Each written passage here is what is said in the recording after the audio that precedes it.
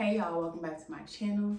If you're new here, make sure you click that big red subscribe button, turn on the post notifications so you get notified every single time I post a new video. Give this video a thumbs up and leave comments down below for content you want to see in the future.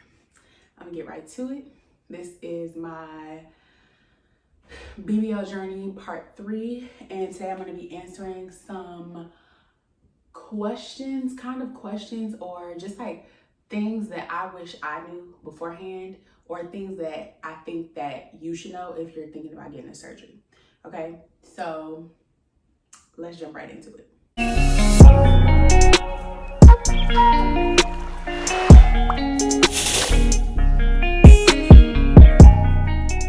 Okay, before I even get started, yes, I am sitting.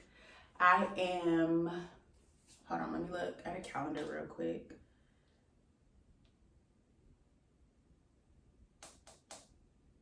I had my surgery September 28th. Today is December 11th. So I am 10, almost 11 weeks post-op. So I'm healing well. All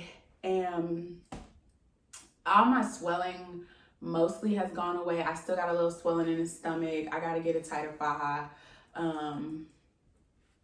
I'm gonna show y'all real quick. Hold on, I'm gonna take this jacket off because it's hot. Okay, let me just show y'all.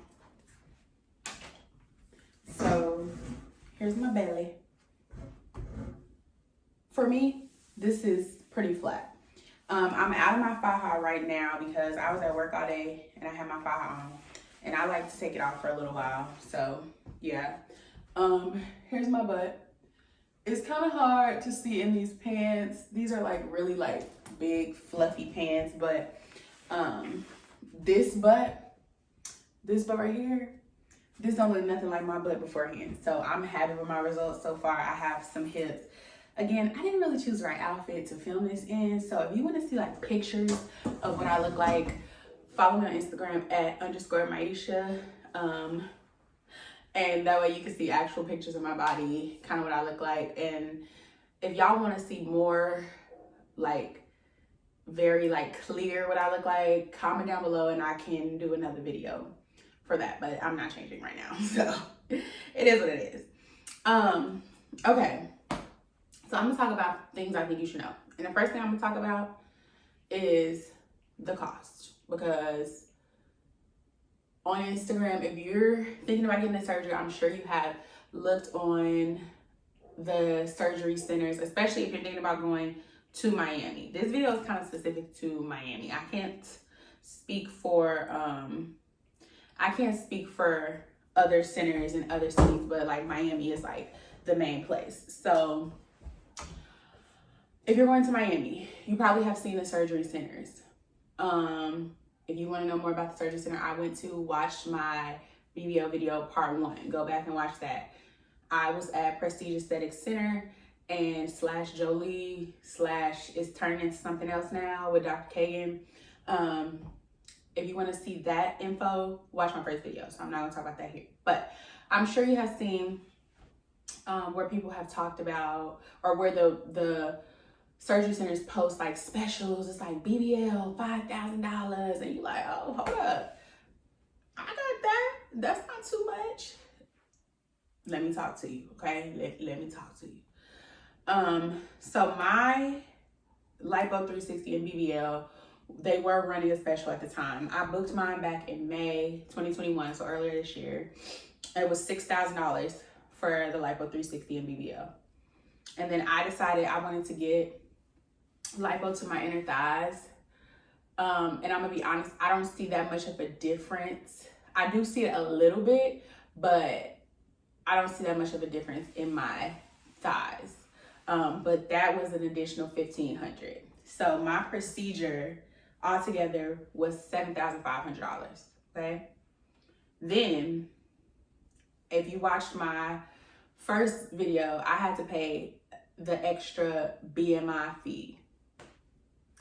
I was 0.6 over the BMI, what they wanted, even after they had changed it. So when I first booked in May, the BMI was 35. So I was under the 35 that they told me that I had to be. But between May and September, they decided to drop it to 34. So my BMI was 34.6. Before I flew out, I was like 34.2, but then I started my period. I was bloated, and by the time I got there to do everything, I was 34.6. I thought I was gonna get canceled, but they ended up saying, well, if you could pay an extra fee of $500, you could proceed. And I was like, well, I'm just gonna have to pay it. Like, what's the fee for? I don't know, but at this point, I'm here. Like, I'm not going back home. So paid another $500. So now my surgery is $8,000. I'm not gonna keep doing the math, but I'll tell you the grand total at the end. And then you have to get a drug and a pregnancy test. So that was $50 that I had to pay them. I had to pay for, everybody apparently has to pay for the Cell Saver, and that's $550 cash. You have to pay that cash at your pre-op appointment. So the Cell Saver and the drug and pregnancy test, I had to pay for at the pre-op. I could put the drug and pregnancy test on my card, but I had to put the Cell Saver in cash. Fishy, but that's the rules. Then I had to do, so before you can go down to Miami, this is for my specific place, but I think this is pretty much the norm. Before you go to get surgery, you have to get cleared by your PCP. So whatever your copay is to go see your PCP, mine was $25. My PCP made me go do an EKG with a cardiologist to be sure, because she didn't want me to have the procedure, but I'm gonna do what I want to do. Like, you can't stop me. So she was like, okay, fine. If you want me to clear you, you gotta go see a cardiologist. So that was another, for me, because I use my insurance, $25. So however much you have to pay to go see PCP and a specialist. And then you also have to get drug test. It's like lab work. So you have to get like all your lab work, your hemoglobin, just like a full panel of blood work before you go. I had to do mine twice because the first time I went, my something was like low. I don't remember what it was, but one of my things was low, and my PCP and the cardiologist said that it was fine, but they were like, nope, it's low, it's out of range, it must be in range, which, okay, safety first, so whatever. So I had to go twice. So the total for me doing my lab work twice was $125. Again, I use my insurance. So this is like after my insurance has paid for something. Okay. It's a lot. As I'm looking at this, I'm just like, this is so much money. Okay. So now you got to go to Miami. You're going to need a place to stay. You're going to need flights to get there. Flights, or if you close, I guess you drive and you're going to need gas. But I chose to stay in an Airbnb. Sorry, y'all. I'm really terrible at this right now. I chose to stay in an Airbnb. If y'all want to know about my Airbnb, I'll link it below. It wasn't super close to my surgery center. It was like 20-25 minutes. It was in Miami Beach though, so it was really nice. The total for my Airbnb, I stayed there from, what day did I get there? I checked in my Airbnb on a Friday. Yes, on a Friday morning.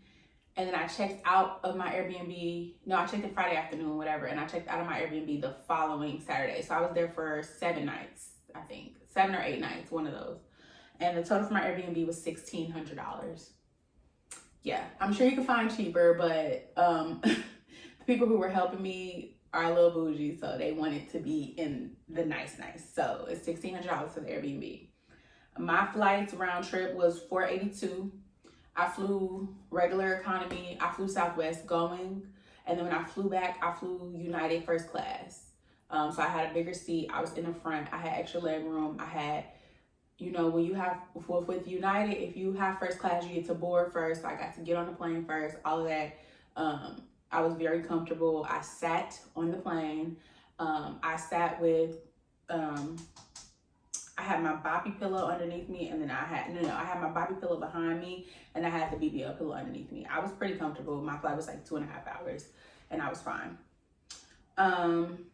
Supplies. Okay. Really look into the supplies. Think about what you feel like you'll actually need before you go, because I bought so much stuff even after taking stuff away. Like, I did my research. I definitely watched a lot of videos. I watched a lot of videos, went on the Facebook groups, everything. And I tried to minimize what I bought. But between supplies, fajas, just every little thing. I could make another video about my supply list. I spent $915 on supplies. Wild. Okay. Then you're gonna need a rental car. I would not recommend doing Uber because you're gonna want to be comfortable, even though it's very unsafe. And I work in the medical field. This is probably the most unsafe thing I've ever done, laying in the back of the trunk of the car. That is so unsafe. And just like thinking about it is just wild. But I was in pain. I didn't care. So whatever. I would suggest getting a rental car. I got my rental car. I had an SUV too. I would definitely recommend an SUV. I got my rental car basically free because when I bought my car that I actually have, I got like a free little 7 days. So I ended up only spending like $80 for the rental car for a week. So I don't know how much it would actually be like in real life. Massages. So for Prestige, when I was going, massages, I think 5 massages were included with the price of my surgery. So I literally got massages every single day from them while I was there. Other people get those massages, and then I have heard other people also get massages from outside companies. So I don't know how much they cost in Miami. I live in Houston. I found a company to come to my house, and I got 5 massages when I got back, and that was $550. Massages are expensive. Mostly I've seen them between $80 to $100 per massage. And then food, you're gonna have to buy groceries or eat whatever. After surgery, I really didn't have an appetite, and most people say they don't. Most people eat very lightly, but just food while you're out there. And I just put variable because I really do not know how much I spent on food while I was out there. Sorry. Okay, so my total, if you did the math, it's mathing. My total for everything was $12,400. So my BBL itself was $6,000. Well, no, my BBL plus my inner thigh lipo was $7,500. I've almost doubled that price between lodging, hotel, food. I didn't even count food, but like just other things you're gonna need. So just keep that in mind. Like if you want to get a BBL, they're like, yeah, you might see the bright, shiny, because I be seeing something for $4,000. You might be seeing that and think, oh, this is gonna be a piece of cake. Like, no, remember, you're gonna need money for a lot of other stuff. So keep that in mind. The next thing that I wish I knew before I went, or that I feel like you should know, because I kind of knew this, but I didn't really. The Miami surgery centers are like all connected in some way. Like not all of them, but like a lot of them like are affiliated with one another. So they have some type of connection. So keep that in mind. Because like if you, again, go back and watch my part 1. I was booked at Prestige. I was called on the day of my pre-op to go to Jolie, and then it got switched back to Prestige. And now Dr. Kagan has moved to another place. I don't even know what it's called. I think it's called either Miami Aesthetic or Miami Life or something like that. He's moved, but it's all connected. So don't freak out. Like I was freaking out because I really didn't know that they were connected like that. But now I know. I think if I were put back in that situation, I wouldn't have freaked out as much. It's still annoying, but I wouldn't have freaked out as much. The other thing about the surgery centers, their communication is terrible. It's very terrible. I think they're just so overwhelmed. There's so many people. They have no communication between each other. So like when you're communicating with them, if you don't hear back from them, you need to call again, email again, annoy them to no end until you get the answers you want or you get the things that you need to get done. So keep that in mind. And then along with that poor communication, sorry, I literally have a whole list of stuff, comes date changes and time changes. I think like at least 75% of the people that I have seen in like the Facebook groups and stuff have gotten their date changed, their time changed. Something has happened where when they tell you you're gonna have surgery on this day at this time, it's not gonna happen. So just be flexible. And also I noticed a lot of people who were booking like recovery houses. Like I think it's beneficial to book a recovery house that's flexible with you changing your dates and stuff, because that could easily happen and then you could be like out of some money. So I personally don't know what the experience is like with a recovery house. I can't speak to that and like how good that is, but like from my experience, I didn't need that. Like if you have somebody that can help you, I didn't need to be at a recovery house. So it's just to each his own. The next thing you should know, I already kind of talked about this, is the BMI requirements. Just be mindful of, like, especially if you're on the bigger side, because I'm going to say I was on the bigger side. I still am. Like, I'm still a little thick, you know, whatever. But if you're on the bigger side and you want to get a BBL, try to, before you book your surgery, try to lose some weight first. Like if your BMI is over, try to lose some weight first and then book your surgery.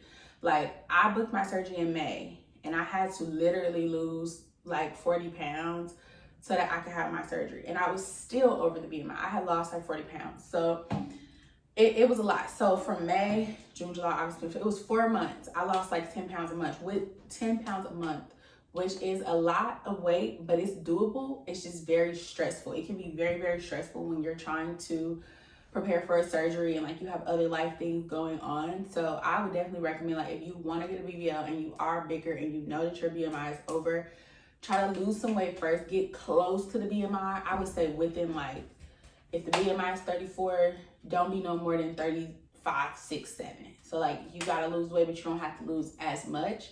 Because I will say I was very, very hung up on my weight for literally months. Like that's all I would talk about. It's all I would think about. I wouldn't let myself do nothing because I had to lose this weight because I wanted to have my surgery. So keep that in mind. It is doable though. I'm not saying it's not doable, but just know that it can be very stressful. And I know a lot of people in those groups are like, how can I lose 10 pounds fast? What do I gotta do? Like, I'll go over my weight loss journey too, like in a separate video, because I did lose weight naturally before I had my surgery. And I think that some of the tips that I've learned along the way can be helpful to somebody else. So if you want that, make sure you subscribe. The next, I also talked about this, like before you have surgery, you have to have medical clearance from a PCP and you have to do lab work. So if you're thinking about getting surgery, when you book your surgery, find a PCP. Get connected with a PCP so you already have that relationship with them and you're not just walking in blindly trying to find somebody who's going to sign off on your surgery. Now, I was connected to my PCP and she didn't want me to have the surgery. She was like, oh my God, like you don't need this, blah, blah, blah. Like trying to talk me out of it. And that pissed me off so bad because I'm like, that's not what I came here for. I'm asking you, am I medically okay to have this procedure? And the answer is yes. So that's all you need to say, you know, just that kind of thing. But just make sure you have a PCP before you do this. Okay, here's one thing that I actually did not know. When you have surgery, I had never been put under general anesthesia. So when you have surgery and you go under general anesthesia, you have to be intubated. So what that means is you're not breathing for yourself. They put a tube down your throat and you're hooked up to like a ventilator and it breathes for you or it pumps your lungs for you, because when you're sedated, your brain is not processing as fast as it normally would. And it's not sending the signals to your body to breathe and to do those things. So you are going to be intubated. That is very scary. I will say that because like I said, I work in healthcare. So I know I have seen what it looks like for people to be intubated and how that can cause issues to your airway. Like anything could happen. So that's not me trying to scare you out of it, but just that's something that you should know. And afterwards, your throat is going to hurt. So make sure you get the cough drops because, and it's funny because everybody was like, make sure you have cough drops, make sure you have cough drops. So I had some and I'm like, I don't even know what this is for, but I had them. And then afterwards I was like, oh damn, like, because right before I got put under, the anesthesiologist was like, okay, just so you know, I'm going to have to put a tube down your throat. And I'm like, I'm getting intubated? And she's like, oh, like, you know what that means? I'm like, yeah. So she's like, yeah, you have to be intubated. So they push you to sleep first, then they tube you, and they take the tube out, and then they wake you up or whatever. But just forewarning, sometimes it is more difficult for people to be extubated, which is them taking the tube out.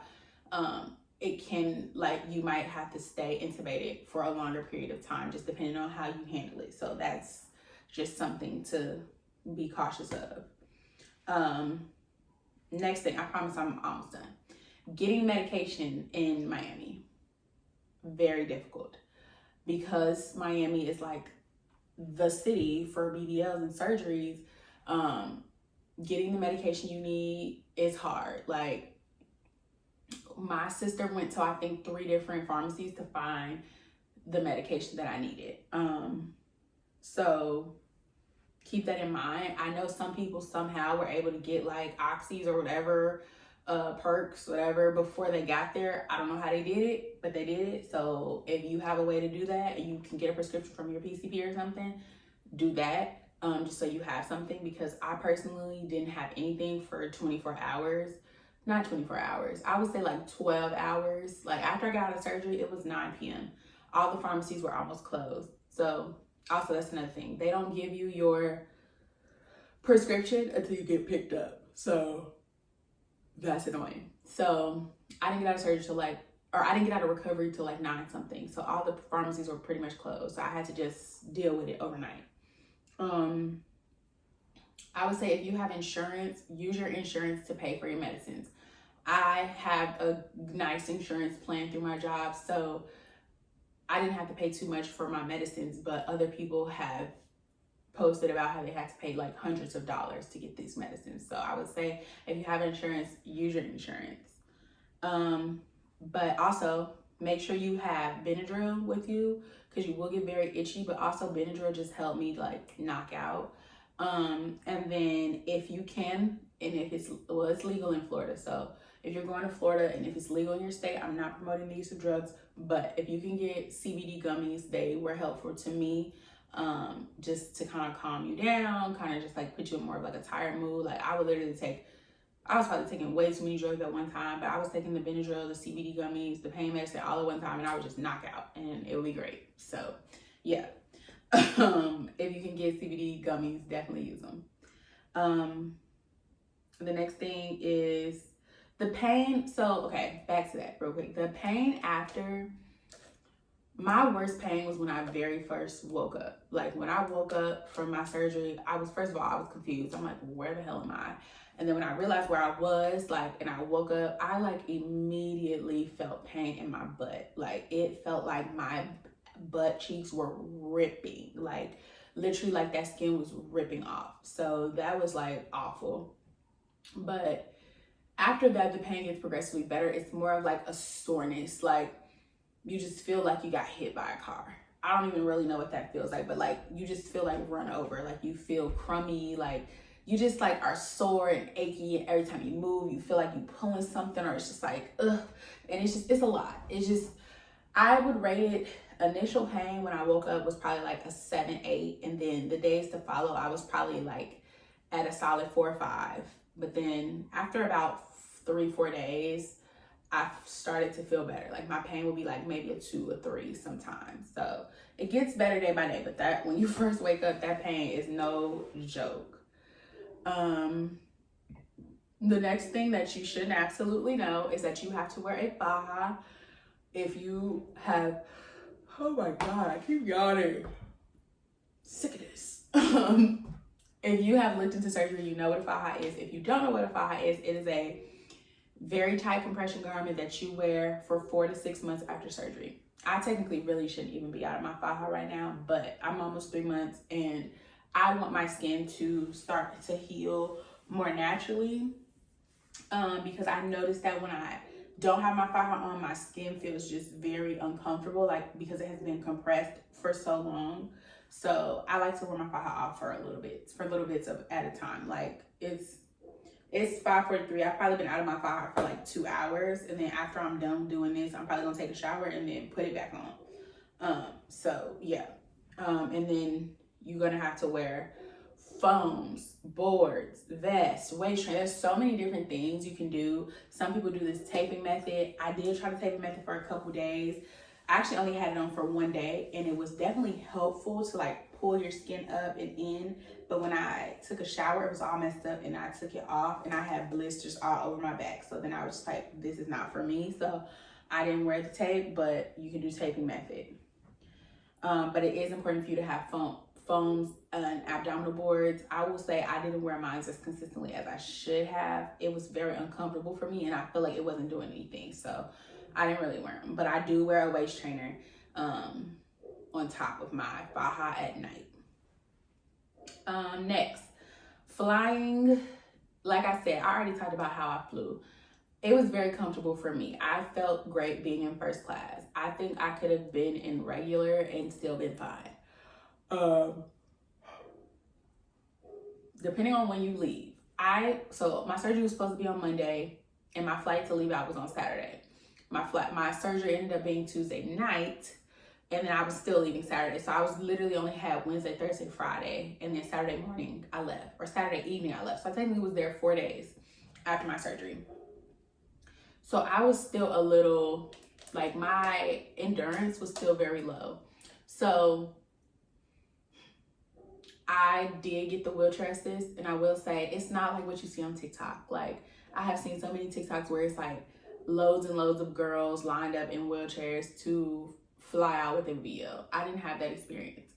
That's not, I don't know where that was, or oh my God, I'm so sorry, y'all. I don't know where that those TikTok was, because if you know what I'm talking about, if you know, you know. It wasn't like that. I did have to wait a little bit because United, it was like a bunch of like elderly people too. Like, they were just taking forever. So, and they had like 2 people to come take us. And then when I got to Houston, they only sent 1 person to come take the people off the flight. And I think it was like 7 or 8 people on my flight to Houston that needed wheelchair assist. And so, and most of them were elderly people. This wasn't people that had BBLs. So I was like, even though I had surgery, like, I'm trying to let the elderly people go first, because like, I can walk. It's going to take me a lot longer. It's not like I need you to push me. It's just going to take me so much longer. But there was like an extra wheelchair, and I had my sister with me, and they were like, well, if you going to have her push you, go ahead. So they just pushed me. My sister just pushed me after. Sitting. You're not supposed to sit for, hold on, let me see. I got my papers in here. They told me I was not supposed to sit. Is it even on here?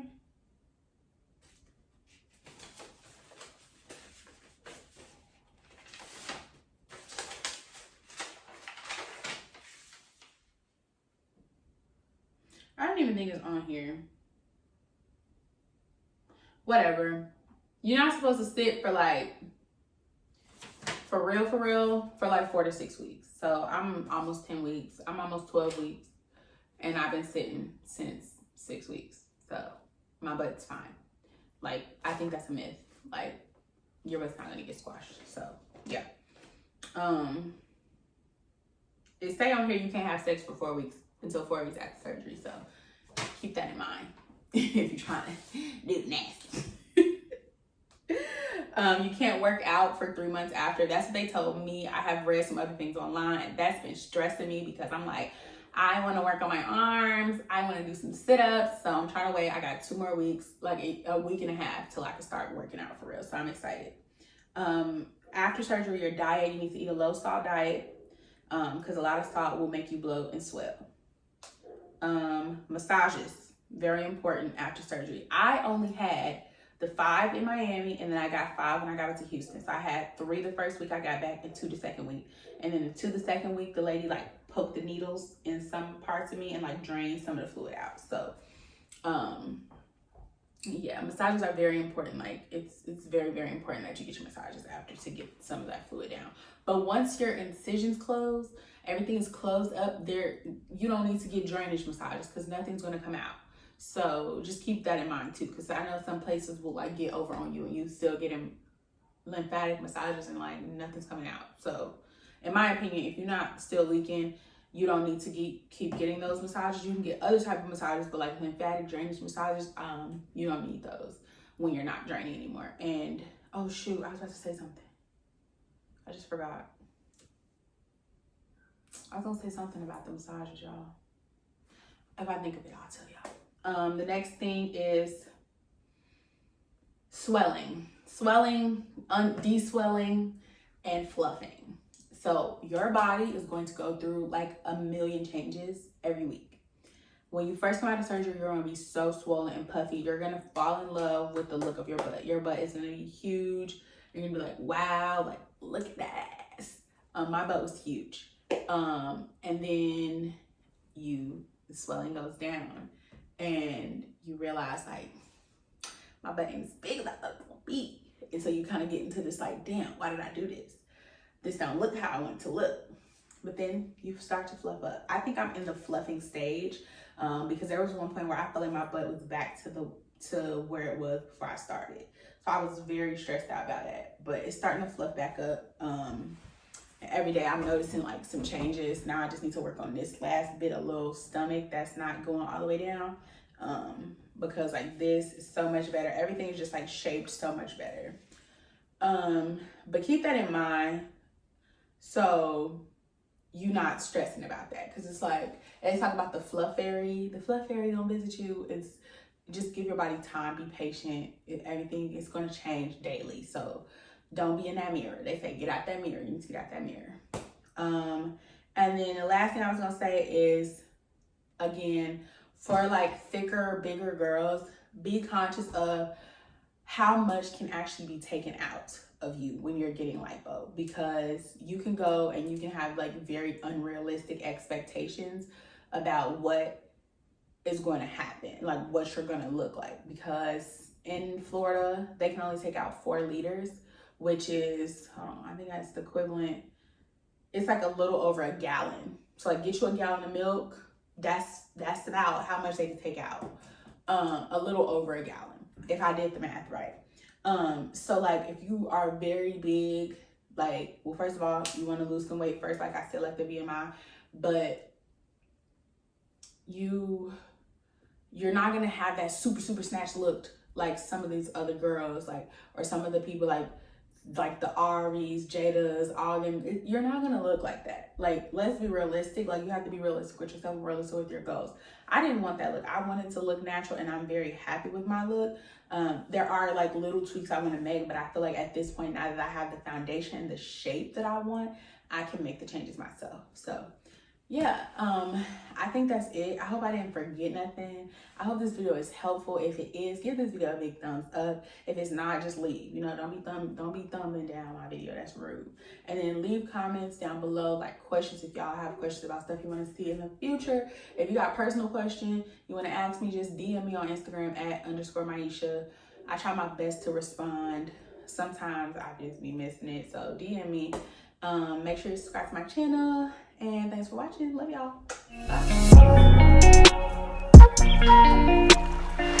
Bye.